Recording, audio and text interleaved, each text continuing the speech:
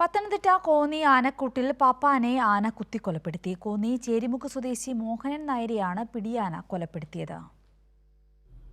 ഇന്ന് ഉച്ചകഴിഞ്ഞ് 3:30 സംഭവം.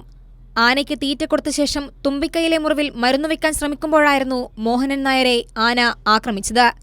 തുമ്പിക്കൈ കൊണ്ട് ചുഴറ്റി നിലത്തടിച്ച ശേഷം തേറ്റ കുത്തുകയായിരുന്നു.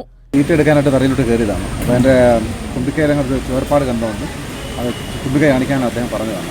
അപ്പോൾ അദ്ദേഹം തല്ലി പെട്ടെന്ന് ആക്രമിച്ചു. അദ്ദേഹത്തിൻ്റെ പേരെങ്ങനെയാ? മോഹനൻ. ഏതാനയാ? പ്രിയദർശിനി. അതിനെന്തെങ്കിലും പ്രശ്നമായിട്ടുള്ളതായിരുന്നോ? ആനയുടെ ആക്രമത്തിൽ മോഹനൻ നായരുടെ നെഞ്ചിൽ ആഴത്തിൽ മുറിവേറ്റു. അപകടം നടന്നുടനെ തന്നെ ആശുപത്രിയിൽ പ്രവേശിപ്പിച്ചെങ്കിലും ജീവൻ രക്ഷിക്കാനായില്ല. 25 വർഷത്തിലേറെയായി കോന്നി ഇക്കോ ടൂറിസം കേന്ദ്രത്തിലെ പാപ്പാനാണ് മോഹനൻ നായർ.